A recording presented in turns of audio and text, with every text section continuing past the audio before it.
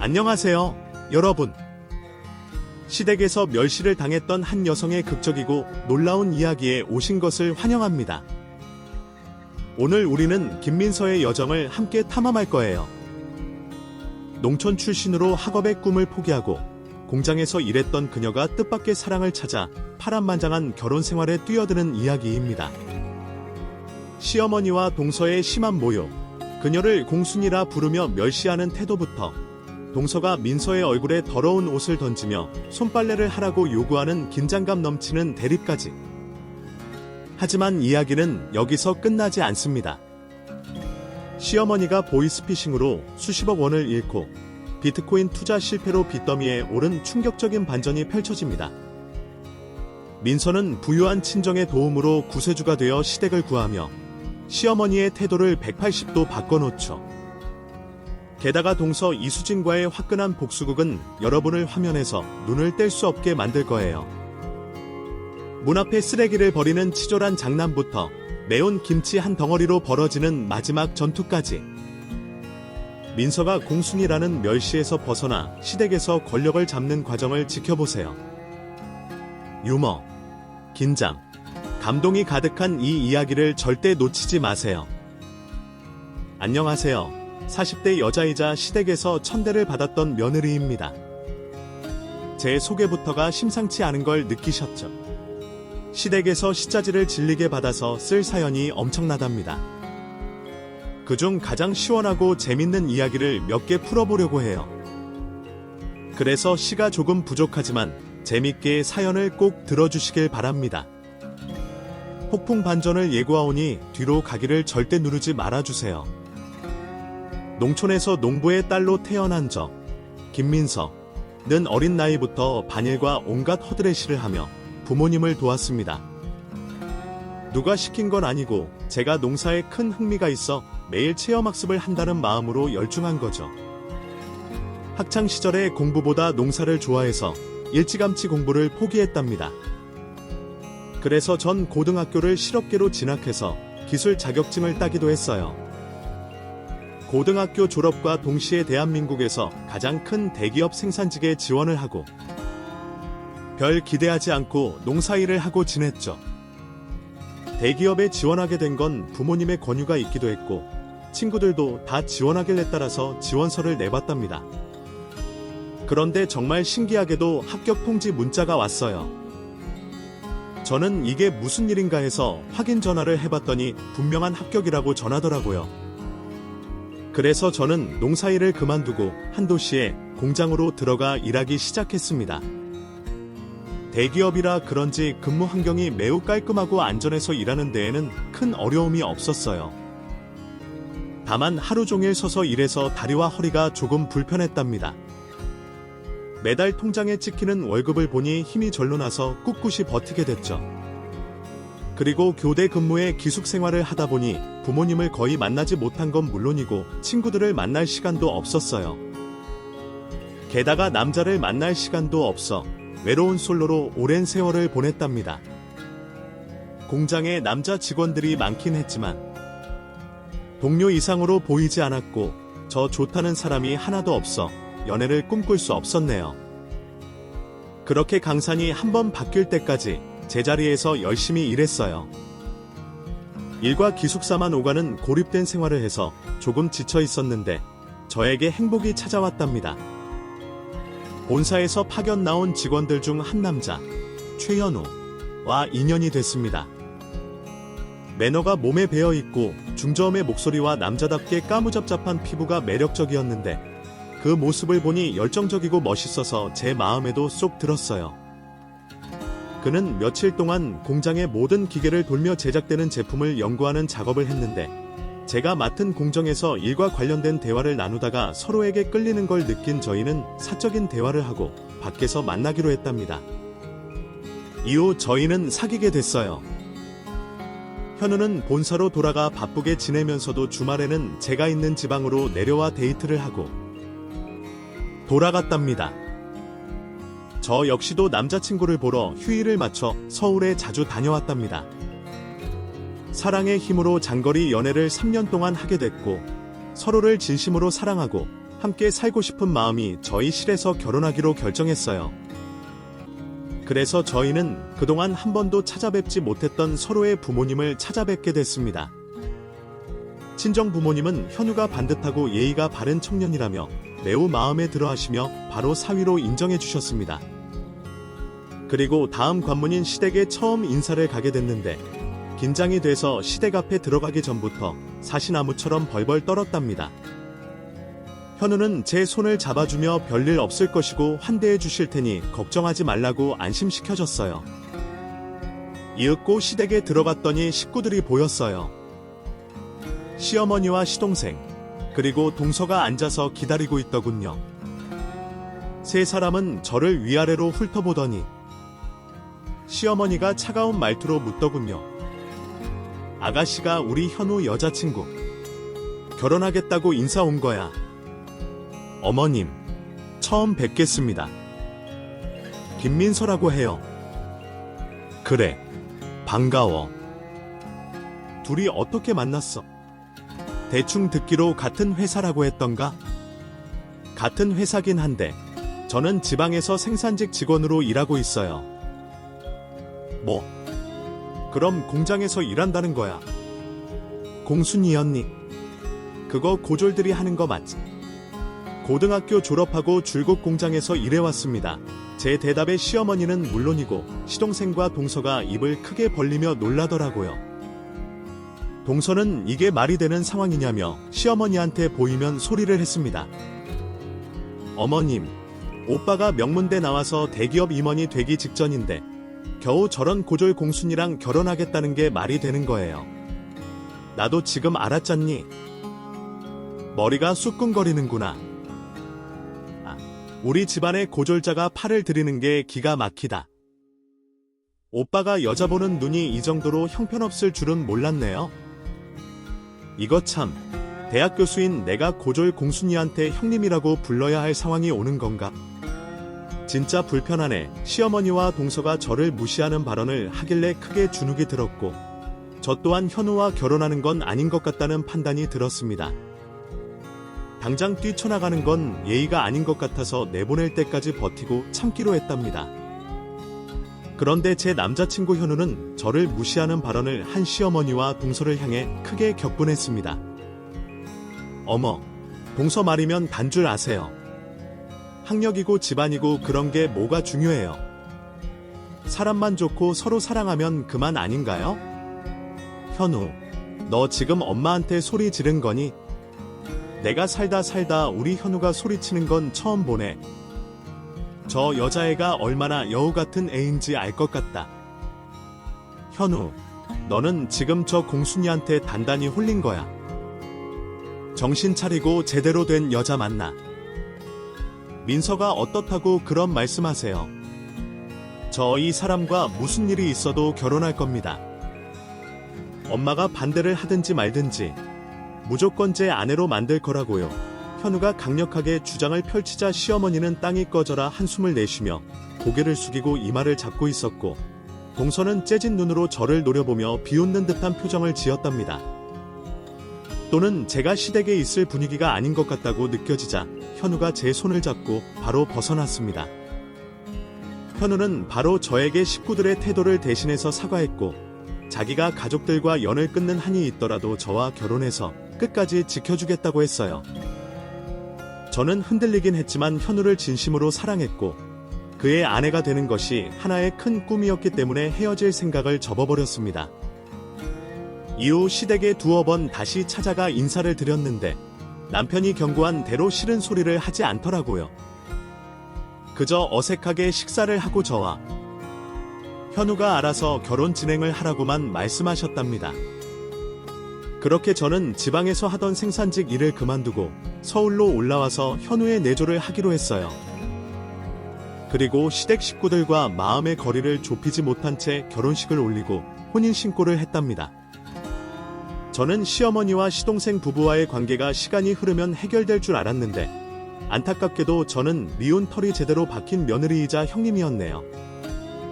바쁜 남편은 회사에 나가 있는 동안 집안에서 무슨 일이 일어나는지 모르니 그 시간에 시어머니와 동서가 시시때때로 찾아오거나 저를 시댁에 불러서 십자지를 심하게 했어요. 어머님은 저를 부르는 호칭을 처음 만난 날 불렀던 것과 똑같이 부르셨습니다. 공순아, 오늘 우리 집에 친구들 오니까 상다리 휘게 음식 차려봐라.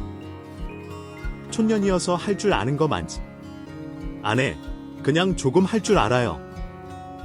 한번 열심히 차려보겠습니다. 열심히는 당연한 거고 맛있게 잘 차려라. 그리고 내 친구들이 오후 3시에 오기를 했으니까 너는 2시 반까지 다 차리고 내 집에서 나가라. 괜히 고졸 공순이 출신인 너를 소개할 일이 없도록 하라고. 저는 참으려고 했지만 사람인지라 표정 관리가 되지 않았어요. 불만 가득한 얼굴을 보이자 이번엔 동서가 저에게 삿대질을 하며 말하더군요. 진짜 무식한 티내네. 어머님 앞에서 인상 쓰다니. 이봐요. 가방끈 짧은 티 내지 말고 빨리 주방으로 들어가요. 동서, 지금 뭐라고 했어? 어머님이 나한테 뭐라 하시는 건 참을 수 있지만 동서가 날 막대하는 건 못 참아. 그리고 나한테 똑바로 형님이라고 불러. 이봐요가 뭐야? 아니, 형님다운 사람이 들어왔으면 그에 맞게 대우를 해드리겠죠. 그런데 그쪽은 됐네요. 많이 배운 제가 참을게요. 대학 교수가 공순이랑 말싸움에서 남는 게 뭐가 있겠어요. 어서 주방이나 들어가 봐요. 제가 한마디 더 하려고 하자 시어머니가 멀찍이서 저를 날카롭게 째려보고 계셨습니다. 결국 저는 싸가지 없는 동서에게 하고 싶은 말을 제대로 못하고 기분이 상한 채로 손님들 드릴 음식을 만들었습니다. 시어머니와 동서는 소파에 앉아 공주놀이를 하듯 서로 칭찬을 하며 수다를 떨고 있었고요. 이윽고 2시 30분이 되자 시어머니가 성급하게 손짓을 하셨습니다. 공순이, 너 빨리 나가라. 내 친구들 중에 일찍 오는 애들도 있을 수도 있으니까 너 마주치기 전에 빨리 사라져라. 괜히 내 체면 구기는 일 만들지 말고 빨리 나가. 저는 시어머니 말씀에 고개만 끄덕이고 현관에서 신발을 신으려고 했어요. 그런데 그때 시어머니의 친구들이 우르르 들어오셨죠. 저는 너무 놀라서 뒤로 물러나며 90도로 허리를 굽히고 인사드렸습니다. 안녕하세요. 어서 오세요. 예쁘고 귀여운 아가씨 누구야? 결혼식 때 우리를 부르지 않고 꽁꽁 숨겨놓더니 오늘에서야 만나게 됐네. 저는 이렇게 된 거 하면서 제 소개를 하고 인사를 제대로 드려야겠다 생각했습니다. 그런데 동서가 제가 말하기 전에 입을 열더군요. 어머님들, 어서 오세요. 여기 있는 이 여자는 저희 집 식구가 아니라 식모예요. 가사 도우미라고요. 아, 도우미였어. 난 또 이쁘장한 게 맏며느리인 줄 알았지. 그럼 다들 들어가자. 시어머니는 저에게 입을 다물라는 듯 눈빛을 강렬하게 쏘아대서 손님들이 다 들어오시자마자 서둘러 나갔습니다. 자존심이 너무 상하고 화가 나서 집에 걸어가며 눈물을 펑펑 쏟았어요. 제가 생각했던 결혼 생활은 이런 게 아니었는데 너무 서글프고 쓰라려서 가슴이 찢어질 것 같았답니다. 그렇게 집에 도착해서 펑펑 울다 보니 저녁 시간이 됐어요. 남편이 집안에 들어오는 것도 모르고 침대에 얼굴을 묻고 울고 있었답니다. 현우는 무슨 일이냐며 제 얼굴을 잡고 물었어요. 여보, 무슨 일이야? 여보, 나 너무 힘들어. 어머님이랑 동서 때문에 미칠 것 같다고. 나를 공순이로 부르는 것도 모자라 시어머니 친구들 앞에서 내 가정부 취급했어. 밥상만 차리고 쫓겨났다고. 뭐? 그게 진짜야. 내가 그러지 말라고 수십 번을 말했는데. 여보, 따로 나와. 지금 당장 엄마 집에 가서 다 때려 부술 테니까. 그러지 마. 당신이 나서면 내 앞날이 더 어두워진다고. 여기서 더 힘들어지면 당신이랑 계속 결혼 생활 유지하는 게 힘들 거란 말이야. 여보, 미안해. 이렇게 힘들게 해서 미안해? 당신은 집에 있어. 나 혼자 가서 제대로 경고하고 올 테니까? 가지 말라니까? 그냥 위로만 해주면 된다고 하잖아. 하지만 남편은 가만히 있으면 계속해서 저를 괴롭힐 거라며 제 눈물이 그치자마자 바로 현관 밖을 나섰습니다. 그리고 몇 시간 뒤에 돌아왔는데 남편의 옷은 땀으로 젖어 있었어요. 시댁에 가서 제대로 난동을 피우며 저에게 며느리 대우하라고 전했고 시동생 집을 찾아가서 동서에게 패약질까지 하고 왔다고 했어요. 또 공순이라고 호칭하거나 막말을 했다가 호적을 파버리고 인연을 끊어버리겠다고 경고하고 왔다네요. 그리고 시어머니가 불러도 가지 말라고도 했습니다. 그 말을 듣자 저는 기분이 통쾌했어요. 현우한테 가지 말라고 하긴 했지만 속으로는 저 대신 복수해주길 바랬나 봅니다. 그래서 저는 다음부터 이런 일이 없을 줄 알고 지냈어요. 시어머니가 자신의 집에 와서 살림 좀 도와달라는 문자를 받고 남편의 충고대로 무시하고 집에 있으려고 했는데 저는 어떻게든 시어머니와 사이를 좁히고 싶어 찾아갔답니다. 일도 도와드리고 식사도 같이 하며 지난 일을 잊어버리고 화해할 마음으로 갔어요. 그런데 시어머니와 동서는 다른 방법으로 저를 미치게 하더군요. 시댁에 갔더니 투명인간 취급을 했습니다. 어머님, 저 왔어요. 주방 정리랑 집 청소랑 빨리 해야 하는데 한두 가지 대신해줄 사람 없나? 어머님, 저 왔다고요. 동서랑 같이 집 청소할까요? 동서, 일어나 같이 집 좀 치우자. 그러자 동서가 귀를 후비며 말했습니다. 아마님, 어디서 개 짖는 소리가 들리지 않으세요? 그러게 말이야. 우리 집에 개가 없는데 어디서 짖어대는 건지. 행두가 빨리 청소나 시작했으면 좋겠다. 이 정도면 알아들었겠지? 우린 텔레비전이나 보자. 드라마 재방송할 시간이야. 두 사람은 저를 앞에 두고 투명인간 취급을 계속하더군요.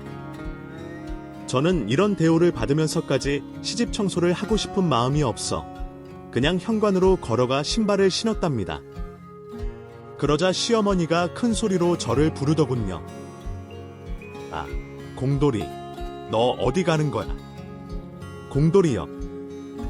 제 남편이 공순이라고 부르지 말라 했다고 공돌이로 바꾸신 거예요. 어머님, 동서, 저도 집에 가면 귀한 자식이에요. 이런 개무시 당하면서까지 두 분과 한 식구로 지내고 싶지 않아요. 앞으로 저한테 오라고 연락하지 마세요.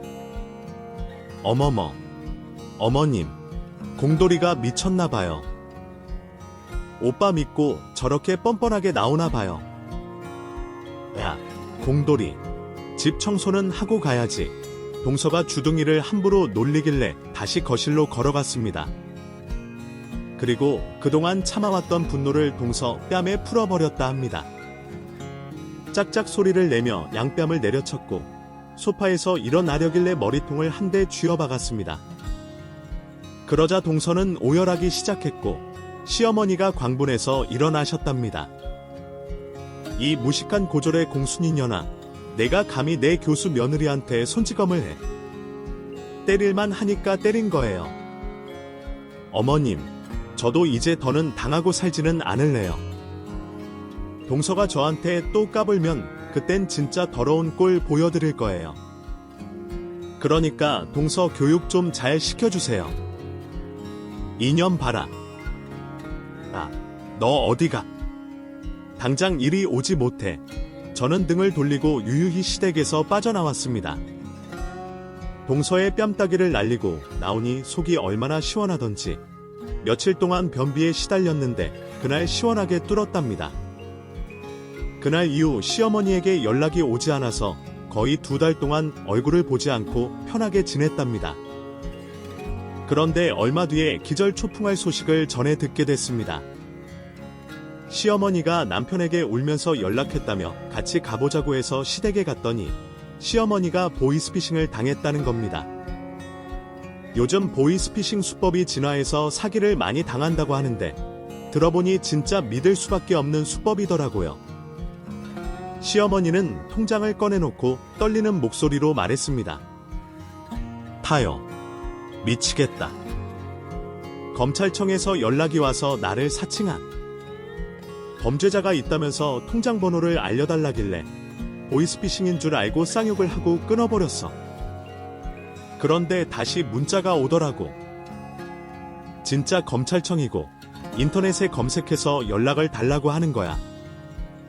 그래서 검색해서 전화를 걸었더니 진짜 그 검사가 전화를 받더라고.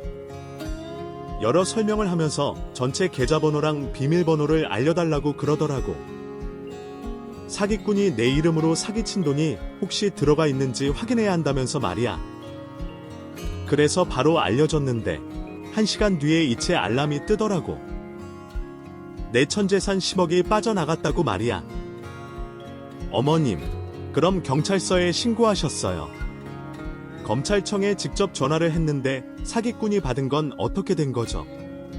경찰서에 다녀왔는데 보이스피싱 일당은 한국에 있지도 않고 계좌도 추적이 불가능한 해외 계좌로. 그리고 내 핸드폰을 해킹해서 검찰청에 전화를 걸었을 때 그놈들에게 연결이 되게 만든 거라더라. 요즘 해킹이 발전해서 못하는 기술이 없단다. 하여, 나 이제 어떻게 하면 좋니? 어머님, 속이 많이 상하셨겠어요. 그런 나쁜 놈들은 얼마 못 가 큰 걸 받을 거예요. 그리고 어머님 돈은 어떻게 해서든 돌려받을 수 있을 겁니다. 말은 고맙다만 돈을 되찾는 건 거의 불가능한 일이지. 한국에서 사기친 놈이면 추적해서 잡아오면 되지만 해외에서 사기치는 놈들은 추적이 힘들다고 한다. 정말 안타깝지만 시어머니는 보이스피싱으로 재산 모두를 탕진하게 돼 아파트 한 채만 남게 됐답니다. 저와 남편은 경찰서에 다시 찾아가서 확실하게 접수가 됐는지 확인하고 집으로 돌아갔어요. 저희가 할 수 있는 일이 없어서 거기까지 밖에 못했네요. 시어머니는 우울하셨는지 한 달 넘게 여행을 떠나셨어요. 여러 지역을 돌며 바람을 쐬고 돌아오셨답니다. 그리고 아직 저와 사이가 어색한 면이 있어서 연락을 거의 하지 않고 지냈어요. 그렇게 한 달이 더 지나자 남편이 또 큰일이 생긴 것 같다며 저와 시댁으로 달려갔습니다. 이번엔 무슨 일인지 들어보니 시어머니가 보이스피싱으로 잃은 돈을 다시 통장에 채워보시겠다고 아파트를 담보로 대출을 받아 비트코인에 투자하셨답니다. 그리고 작은 돈을 넣으셨는데 며칠 만에 폭등하는 걸 보시곤 대출을 추가로 받아서 싹 다 비트코인에 집어넣으셨다네요. 그런데 한 달 뒤 3억을 투자해서 30만 원이 남게 되는 최악의 상황이 되셨어요. 코인으로 망한 사람 이야기를 여러 뉴스에서 봤는데 제 시어머니가 이렇게 되실 거라고는 상상도 못했네요. 여하튼 보이스피싱과 비트코인으로 인해 빚을 지게 되셔서 대출금을 갚지 못하면 살던 집에서 쫓겨날 판이었습니다. 남편은 시동생과 매달 대출금을 같이 갚아가겠다고 하자 시어머니가 그래도 되는 거냐며 자식들 얼굴 보기 부끄럽다고 눈물을 흘리셨어요. 그래도 남편은 이 일을 해결하려고 시동생에게 연락해서 시어머니의 사정을 말했더니 시어머니 대출금을 왜 자기가 갚아주냐면서 전화를 끊어버렸답니다. 현우는 잠시 화가 나서 얼굴이 새빨개졌지만 이내 이성을 찾고 혼자라도 시어머니의 빚을 갚아 나가겠다고 했어요. 어머, 걱정하지 마세요. 제가 있잖아요. 장남이 이 정도도 해결 못할 것 같으세요. 현우야, 내가 무슨 면목으로 자식한테 손을 벌리냐. 그것도 멍청하게 사기당하고 어리석게 투자 잘못해서 생긴 빚인데 말이야. 일어난 일은 다시 말하지 마세요. 그럼 속만 더 상하니까. 이제부터 속지 않고 실수하지 않고 살면 돼요. 아셨죠? 그래, 미안하다. 그리고 고맙다. 큰아들 현우는 자기가 해결하겠다고 안심시켰는데 제가 걱정이 됐어요. 남편은 안 그래도 직장에서 스트레스가 심한데 시어머니 빚까지 떠안게 되면 속병이 생길 것 같아 걱정이었죠. 그래서 제가 나서기로 했습니다. 어머님, 그 빚 제가 해결해 드릴게요. 뭐? 내가? 너 숨겨둔 돈이라도 있는? 거니? 아니요. 그런 거 없어요. 부모님한테 말씀드리면 해결해 주실 거예요. 예, 됐다. 농사꾼이 벌면 얼마나 번다고 그런 부탁을 하니? 내 체면이 있고. 아니, 가만히 있어라. 저희 부모님 가지고 있는 농사 땅이 3만 평 정도 돼요. 과수원도 따로 10,000평 정도 있고요. 인부들을 부려서 많은 작물을 유통하시고 있는데 연 매출이 대략 30억 정도 됩니다. 어머님이 대출받은 3억 정도는 제가 해결해 드릴 수 있어요. 제가 부모님에 대한 이야기를 전하자 시어머니는 물론이고 남편도 놀랐습니다. 아니, 너 그렇게 잘 사는 집 딸이었니? 그런데 왜 한 번도 티를 내지 않은 거야? 현우도 까맣게 모르고 있는 눈치인데. 저희 부모님이 어디 가서 돈 자랑하지 말라고 신신당부하셨거든요. 세상에서 가장 한심한 게 돈 자랑이라고 하셨거든요. 게다가 부모님한테 워낙 돈 빌려달라는 사람이 많았어요. 어쨌든 어머님, 아파트 대출금은 제가 해결하겠습니다. 저는 그 자리에서 바로 아빠한테 전화를 걸어 급하게 돈이 필요하다고 말씀드렸더니 5분 만에 제 계좌에 돈을 넣어 주셨습니다. 그래서 시어머니는 빚에서 바로 해방됐죠. 그렇게 되자 시어머니의 태도는 180도 달라졌어요. 시어머니가 돈 때문에 태도가 달라진 게 안타깝고 섭섭하긴 했지만 받아들이기로 했답니다. 그날 이후로 시어머니는 저를 시댁에 불러 자신이 직접 요리한 식사를 대접했고 저를 백화점에 데려가 선물도 잔뜩 사다 주셨어요. 그리고 시어머니 친구들을 다시 불러서 제가 큰며느리라고 다시 소개해줬답니다. 지난번에는 시어머니가 어리석고 멍청해서 괜히 학벌과 직업을 무시해 그렇게 대했다고 인정하고 사과하면서 말이죠. 그렇게 저는 시어머니한테 제대로 된 인정을 받고 지내게 됐습니다. 그러던 어느 날 시어머니가 변함없이 저를 시댁으로 초대해서 정성 가득한 오리 요리를 해주셔서 맛있게 먹고 상을 치우려는데 시어머니가 한사코 가만히 있으라고 말리셔서 소파에 누워 잠시 눈을 붙였습니다. 날씨도 좋고 배도 부르니 식곤증이 제대로 찾아와서 새근새근 꿀잠을 자고 있었답니다. 그런데 30분 정도 지났으니까 누군가 누워있는 제 얼굴에 냄새나는 옷을 집어 던졌어요. 그런 짓을 할 사람은 저에게 동서, 이수진, 밖에 남지 않아 바로 알아차리고 눈을 떴습니다. 수진, 지금 뭐 하는 짓이야? 공순이가 팔자도 좋네? 이봐요. 어머님은 주방에서 설거지하고 있는데 공순이 당신은 자빠져 자고 있어. 놀고 먹는 주제, 팔자가 늘어졌네. 어머님이 왜 가만두는지 모르겠지만 난 이런 꼴 못 봐요. 할 일 없는 것 같은데 가서 이거나 빨아오세요. 거기 김칫국 튄 거 보이죠? 손빨래로 깨끗이 새 것처럼 만들어 와요. 지금 나더러 자네 옷을 빨아오라고. 수진, 아직도 날 공순이로 부르는 데다 반말까지 섞어서 말하네. 그럼 고졸 공순이를 내가 형님 취급해줄 거라 생각했니? 입 다물고 시키는 거나 해. 공순이, 당신 우리 집안에 인정받고 싶어 했잖아. 그거 빨아오면 내가 진지하게 형님으로 인정해줄지 생각해볼게. 얼른 움직여. 저는 어이가 없어 수진을 올려다보고 있었는데 시어머니가 수진의 목소리를 듣고 달려 나오셨습니다. 그리고 고무장갑을 낀 손으로 수진의 뺨을 사정없이 갈겼습니다. 오른쪽, 왼쪽 할 거 없이 빈틈이 보이는 곳에 싸대기를 연타로 엄청나게 조졌답니다. 저는 그 장면을 보고 너무 고소해서 낄낄거리며 비웃었습니다. 얼마 전까지 저를 못 잡아먹어 안달이던 두 사람이 그렇게 적이 된 걸 보니 속이 후련했답니다. 시어머니는 싸대기를 하도 많이 날려서 손이 아팠는지 고무장갑을 벗어 수진의 온몸에 매질을 하셨어요. 이 인연이 카미네. 귀한 맏며느리한테 공순이라는 막말을 해. 그리고 미녀는 위아래도 없냐. 어디 손이 동서한테 반말을 찍찍하면서 빨래를 시켜. 어머님, 갑자기 왜 이러세요? 어머님이 저 공순이 제일 싫어하셨잖아요. 인연이 매를 덜 맞았나? 또 공순이라고 했냐? 그러면 넌 얼마나 잘났냐? 시간 강사년이 교수 흉내내면서 찰난 척만 더럽게 하는 것이 너. 이번에도 부교수 자리 놓쳤지. 시어머니는 수진을 겁나게 패면서 쌍욕을 진짜 많이 하셨습니다. 그동안 저에게 했던 막말을 모두 합친 것만큼이나 아주 심하게 모욕감을 주시더라고요. 수진은 결국 그날 먼지나게 처맞고 쫓겨났답니다. 현관문을 나갈 때 저를 매섭게 노려보던 눈빛은 제가 본 사람의 눈 중 가장 역겨웠어요.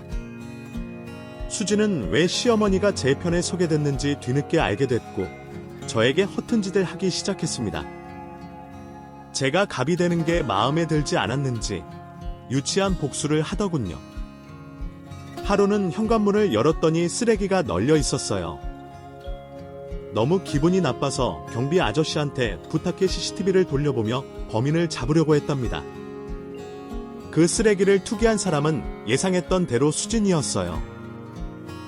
경찰에 신고할까 하다가 귀엽게 봐주고 넘어가기로 했어요. 그러자 며칠 뒤에는 제가 타고 다니는 경차의 외관을 못으로 한 바퀴 긁어놨더군요. 오래되고 낡은 차이긴 하지만 이런 집착까지 하는 걸 보니 부하가 치밀었습니다. 그래서 수진을 어떻게 골려줄지 머리를 굴리기 시작했어요. 그런데 며칠 뒤에는 제가 외출하는 길에 머리 위에서 계란이 떨어졌습니다. 누가 그랬는지는 확인하지 않아도 알 수 있었죠. 수진은 어디론가 자취를 감췄는데 제가 경고에 전화를 걸었습니다. 수진, 유치한 복수 그만하지. 네가 지금이라도 사과하면 봐줄 수도 있어. 미친 공순이가 뭐라는 거야. 내가 너 같은 학력 미달의 공장에서 일했던 년한테 사과를 할 것 같아. 너 친정에 돈이 많아서 이렇게 나대는 모양인데 돈이 아무리 많아봐야 무식한 천성은 변하지 않아. 알겠니? 이 잉여 인간아. 진짜 안 되겠네. 수진이 이렇게 나오면 나도 참고만 있을 수 없어. 특단의 조치를 내릴 거라고. 아이고, 무서워라. 그래, 내년이 뭘 하든 한번 해보자고. 수진은 결국 제가 준 기회를 발로 걷어차더군요. 그리고 몇 주 뒤에 수진이 시댁에 모두 모이라고 연락을 했답니다. 가족 회의가 필요한 상황이라면서 말이죠. 저와 현우, 그리고 시어머니와 시동생 부부가 한자리에 모였는데 수진이 식사를 하고 나서 중요하게 전할 말을 하겠다고 했습니다. 이윽고 시어머니가 준비해주신 식사를 하고 거실에 둘러앉았어요. 수진이 피식거리면서 핸드폰을 꺼냈습니다. 어머니, 오빠, 제가 지난주에 아주 재미난 걸 인터넷에서 발견했어요. 공순이, 아니 형님이 인터넷 스타가 되셨더라고요. 예. 너, 그게 무슨 말이니? 우리 맏며느리가 인터넷 스타가 됐다니? 그건 눈으로 직접 보시면 아실 거예요. 자, 그럼 동영상 시작 버튼 눌러보겠습니다. 수진이 핸드폰으로 인터넷 창을 띄우고 영상 하나를 재생시켰어요. 그 영상은 시작하자마자 두 남녀가 발가벗고 그지들 하더군요. 저와 현우는 입을 틀어막고 이게 뭐냐고 소리쳤고 시어머니 역시 저질스럽게 뭐하는 짓이냐고 언성을 높이셨습니다. 그러자 수진은 동영상을 멈추지 않고 계속 보라고 하더군요. 어머니, 오빠, 계속 보셔야 해요. 이 영상 속 여자는 바로 형님이라고요. 영상 중간에 얼굴이 한번 나오는데 형님이랑 아주 똑같이 생겼다고요. 어머님이 공순이년이 이렇게 바람 피우고 있었어요. 아, 이런 더러운 영상 띄운 것도 기가 막힌데 이 여자가 내 맏며느리라고.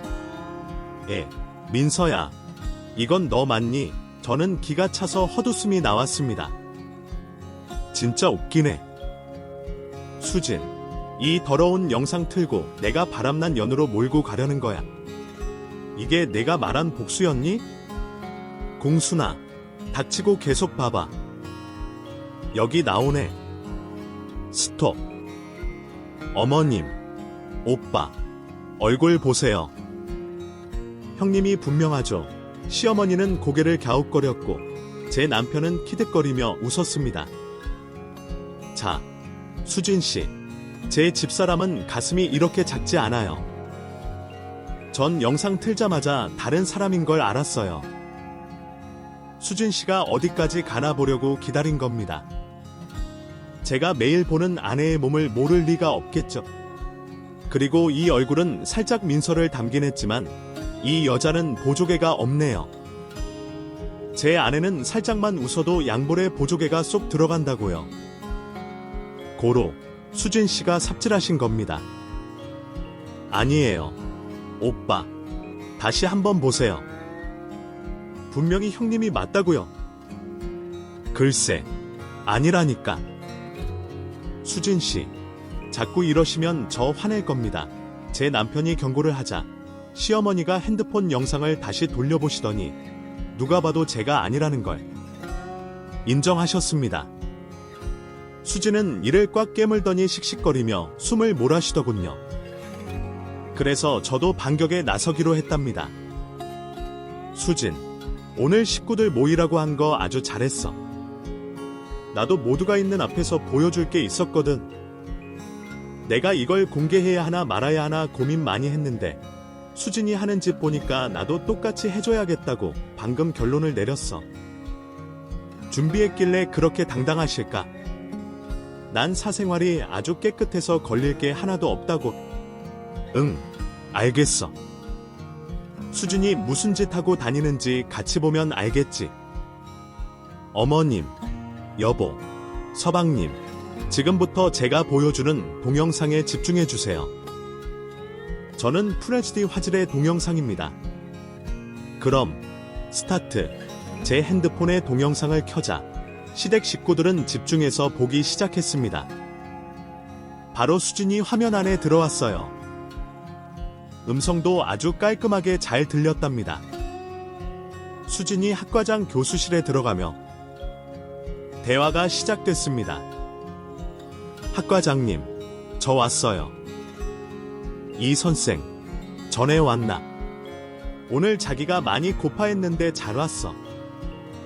학과장님, 저 다음 학기에 부교수를 추천해 주시는 거죠? 부교수? 그건 이 선생 자네가 하는 것에 달렸어. 지금 여기서 날 만족시켜봐. 학과장님도 참 엄청나게 밝히신다니까. 알았어요. 제가 오늘 어디서도 받아보지 못한 서비스 바치겠습니다. 그럼 시작할게요. 제가 이 영상을 손에 넣게 된 계기는 수진이 저에게 복수를 자꾸 하길래 저도 반격하려고 흥신소 직원 여럿을 고용해서 수진의 사생활을 캐냈다 합니다. 그중 아주 똘똘한 직원 하나가 수진이 학과장실에 자주 들락거리는 걸 유심히 보고 아무도 없을 때 몰래카메라를 설치해서 제대로 된 현장을 잡아줬답니다. 영상 속 수진은 학과장실에서 그 짓을 아주 더럽게 시작했습니다. 제 영상은 머리부터 발끝까지 아주 적나라하게 잘 찍혀서 누가 봐도 수진이라는 걸 알 수 있었습니다. 시어머니는 눈을 가리며 더러워서 더는 못 보겠다고 쌍욕을 하셨고 시동생은 벌써 수진의 머리채를 잡고 싸대기를 날리고 있었습니다. 이 더러운 년, 저런 늙은이랑 바람 피우고 싶지. 더럽고 냄새나는 쓰레기년아. 여보, 한 번만 봐줘. 나는 부교수 자리에 오르려고 그런 것뿐이야. 다른 사심 같은 건 없었다고. 그냥 로비를 좀 한 거란 말이야. 그럼 시간 강사 자리도 이렇게 몸 팔아서 된 건? 넌 오늘부로 끝인 줄 알아. 여보, 그러지 말고 한 번만 봐주라. 내가 다른 남자랑 저런 짓 한 게 화가 나면 당신도 다른 여자랑 재미 보고 오라고. 그럼 쌤쌤이잖아. 뭐? 눈엔 뭐만 보인다더니 지금 그걸 말이라고 하는 거냐? 걸레짝 같은 년아. 수진은 주둥이를 나불거려서 매를 더 벌었답니다. 시동생이 얼마나 많이 패줬던지 눈탱이가 밤탱이가 되고 쌍코피의 앞니까지 깨졌어요. 질질 짜는 수진은 두 손을 싹싹 빌며 이혼만은 하지 말자고 하더군요. 여보, 나 매 맞았으니까 이혼은 하지 말자. 나 시간 강사라 돈도 없고 혼자서 살 형편도 안 된다고. 여보, 평생 죄인처럼 조용히 살게. 응? 아까 동영상 보니까 학과장 아주 대만족 시켜줬잖아. 아주 그냥 황홀한 표정이 제대로 찍혔다고. 그렇게 만족시켰으니 부교수로 클 수 있을 거 아니야. 이 걸레년아. 수지는 흠씬 두들겨 쳐맞고 만신창이가 됐는데 시동생이 지치자 시어머니가 바통을 이어받고 2차전을 시작하셨어요. 시어머니는 무선 청소기를 들고 나와서 수진의 등짝을 사정없이 내려쳤답니다. 그렇게 돼지게 쳐맞은 수진은 몸을 벌벌 떨더니 바지에 오줌을 지리더군요. 그리고 수진은 시댁에서 쫓겨나서 모텔방에 갔답니다. 제가 시동생에게 준 동영상을 가지고 이혼 소송을 하게 됐는데 수진은 가진 것도 거의 없었는데 완전히 거짓골이 됐답니다. 그리고 수진이 이혼한 사이에 대해서 대학교에 소문이 쫙 퍼지게 돼 시간 강사로 마침표를 찍고 잘려버렸답니다. 저는 더 이상 수진에게 해줄 복수가 없어 끝이라고 생각하고 있고 지내고 있었는데 수진이 저를 찾아왔더군요. 저 때문에 인생이 망했다며 복수하겠다고 골프채를 들고 왔답니다. 그때 저는 장을 보고 집으로 들어가는 길이었는데 이를 바득바득 갈고 있는 수진을 보고 깜짝 놀랐어요. 수진, 여기서 뭐 하는 거야? 손에 든 거 뭐야? 공순이, 니년이 내 인생 조져버렸어. 너만 아니었으면 난 지금쯤 부교수도 됐을 거고 남편이랑도 아주 잘 지냈을 거야. 그런데 내가 그 미친 동영상을 트는 바람에 모든 게 물거품이 됐단 말이야. 수진, 내가 먼저 시작했잖아. 그리고 내가 그만 사과하고 멈추라고 경고도 해줬다고. 그런데 내가 그 말도 안 되는 동영상을 틀면서 생사람 잡았잖아. 내년이 내 자리를 빼앗아 갔으니까 그렇지. 너같이 가방끈 짧고 무식한 년이 돈 때문에 시어머니 사랑을 독차지한 게 배가 아파서 그랬다. 그래, 솔직해서 좋네. 그래서 지금 뭐 하려고 온 거야? 그 골프채로 날 패주기라도 하려고. 맞다, 이년아. 내가 오늘 내년 송장 만들어 버리려고 온 거야. 각오해라, 이 무식한 공순이 이년아. 이게 끝까지 공순이라고 부르네? 그래, 한판 붙자. 누구 하나 송장 치러야 끝날 악연인가 보다. 저는 장바구니에서 무기가 될 만한 걸 찾다가 반찬 가게에서 사온 배추김치를 선택했습니다. 제가 매운 걸 좋아해서 가장 매운 걸로 사왔는데 이걸로 골프채든 수진과 맞짱을 제대로 떠보기로 결정했어요.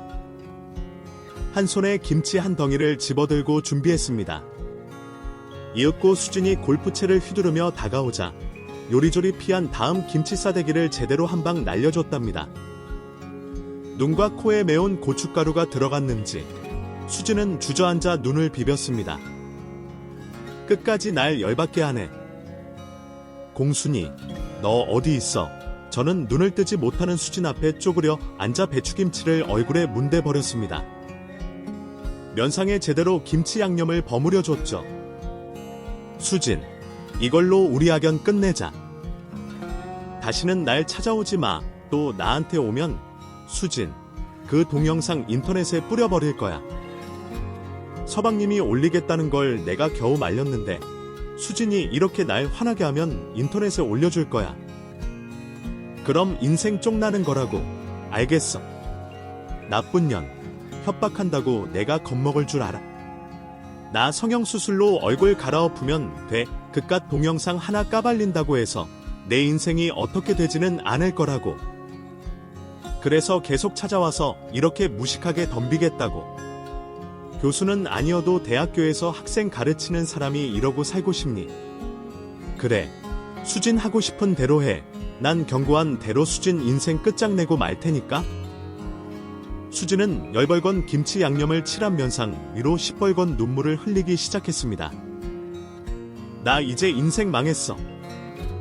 너 때문에 결혼 생활도 끝났고 부교수가 되는 것도 물 건너갔단 말이야. 이제껏 시간 강사로 일하면서 돈은 쥐뿔도 벌지 못했단 말이야. 수진, 똑같은 말 계속할래. 울면서 따지면 내가 무슨 사과라도 할 줄 알았니? 아, 사람들 모여들기 전에 조용히 꺼져. 시형님, 저 돈 좀 주세요. 형님 돈 많으시잖아요. 내 인생 망해서 이제 오갈 데도 없어요. 부모님은 예전에 돌아가셨고 하늘 아래 피부치 하나 없는 외톨이라고요. 그리고 제 성격이 못 같아서 친구도 하나 없어요. 이렇게 불쌍한 년 도움 준다 생각해서 돈 좀 주세요. 수지는 하다하다 돈 달라고 하더군요. 감성팔이 멘트를 하면서 혼자 지낼 전세 아파트를 하나 해달라는데 절대 들어주고 싶지 않았습니다. 저는 지갑에 장을 보고 남은 3,000원을 꺼내 수진 머리 위에 던졌어요. 이거 받고 떨어져. 수진, 사지가 멀쩡한데 왜 돈을 구걸하냐. 식당에서 설거지를 하든 공장에서 숙식을 하든 아니면 수진이 자랑하는 몸뚱아리 팔면서 살면 되잖아. 그럼 잘 꺼지고 다신 내 앞에 나타나지 마. 내가 진짜 화나면 진짜 인생 망하는 게 뭔지 보여줄 테니까. 수지는 제가 집에 들어가 베란다에서 내다볼 때까지도 바닥에 주저앉아 엉엉 울고 있었습니다. 저는 그 모습을 보고 베란다에 있던 소금 단지를 열어 소금 한 주먹을 잡았습니다. 그리고 수진을 불렀어요. 수진, 내가 마지막 선물 줄까? 그러자 손등으로 눈물을 훔치며 고개를 들어 올려 저를 보더군요. 형님, 저한테 돈 주시려고. 마지막 선물 주세요. 부탁드려요. 알았어. 조금 더 앞으로 다가와봐. 이수진은 제가 도나줄이라도 내려주는지 알고 싱글벙글한 얼굴로 1층 화단 앞까지 다가왔답니다. 저는 손에 쥐고 있던 한 주먹의 소금을 수진 머리 위에 뿌렸습니다. 수진, 내가 주는 마지막 선물이야. 자네한테 재수없는 귀신이 붙어있는 것 같으니까 이 소금 맞고 새 사람 되도록 해. 이런, 아, 너 내려와. 내가 너 가만 안 둬. 수진, 넌 나한테 뭘 해도 안 되는 거 모르겠어. 대학 강사식이나 하는 년이 고졸 공순이한테 당해보니까 어떠냐? 야, 사람들 몰려온다. 나 이제 그만 문 닫을게. 저걸 진짜 씹어 먹어버려야 하는데? 너, 두고 봐. 나는 이대로 복수 포기 못하니까. 수지는 긴장된 면상을 털어내며 아파트 단지를 빠져나가더군요. 그것이 수진의 마지막 모습이었습니다. 저에게 다시 찾아와 해코지를 하네. 복수를 하네. 실컷 떠들더니 먹고 살 길이 막막했으니 일자리를 구해 바쁘게 지내는 모양이었습니다. 들리는 소문으로는 학생 가르치는 일은 매장돼서 하지 못하고 아주 힘든 이불 공장에서 이교대로 일하며 지내고 있답니다. 저에게 공순이라고 비하 발언을 그렇게 하더니 이젠 수진 본인이 공순이가 됐네요. 그렇게 저와 시댁 간의 관계는 제대로 역전이 됐습니다. 시어머니는 제가 대신 빚을 갚아준 이후로 은인으로 모시듯이 대하고 있고 시동생도 제 덕에 수진이 어떤 년인지 알고 이혼을 했으니 제대로 굽실거리고 있답니다. 제가 시어머니한테 당한 게 생각날 때면 괜히 시비를 걸기도 했어요. 지난번 저를 가정부로 취급했던 날이 떠올라서 똑같이 해주려고 저희 집에 친구들을 초대했답니다. 시어머니한테 음식하는 걸 도와달라고 했어요. 어머님, 빨리빨리 움직여주세요. 제 친구들 3시에 온다고 하니까 2시 반까지 다 차려줘야 해요. 그래. 알았다. 빨리 차려줄 테니 걱정하지 말 거라. 그리고 음식 다 빨리 하면 나가셔야 해요. 제 친구들한테 어머님 보여주는 게 쪽팔리니까 빨리 사라져야 한다고요. 아시겠어요? 그 말을 했더니 시어머니는 뜨끔하며 놀라더군요. 알았다. 내가 빨리 음식 만들고 사라지도록 하마. 시어머니는 구슬땀을 흘리며 뜨거운 음식을 만들고 상을 차렸습니다. 이윽고 2시 반이 되자 시어머니가 헐레벌떡 나가려고 하더군요. 그래서 제가 말했습니다. 어머님, 어디 가세요? 얼른 상 앞에 앉으세요. 세야간에 친구들 올 거라며 나더러 빨리 사라지라고 하지 않았냐. 그냥 예전의 일을 되돌려 드리고 싶어서 흉내만 내본 거예요. 친구는 안 와요. 어머님이랑 제가 둘이서 먹을 거라고요. 저는 친구들을 불러서 시어머니를 가정부라고 소개할 자신이 없어서 거기까지만 하고 끝냈답니다. 식사를 시작한 어머님은 눈시울을 붉히며 말씀하셨어요.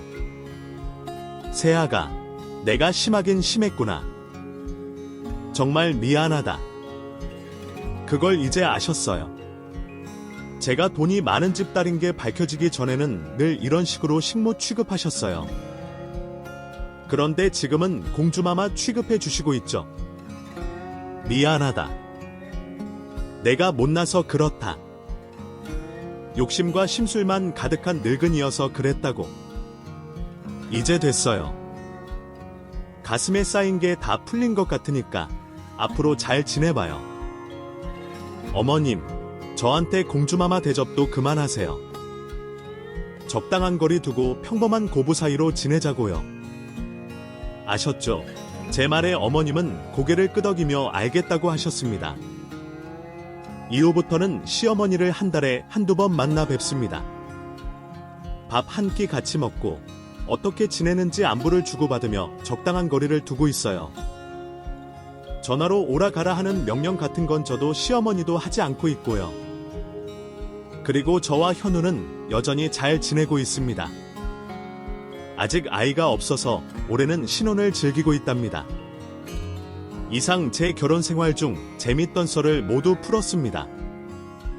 다음에 또 재미있는 사건이 생기면 또다시 사연의 글을 보내드릴게요.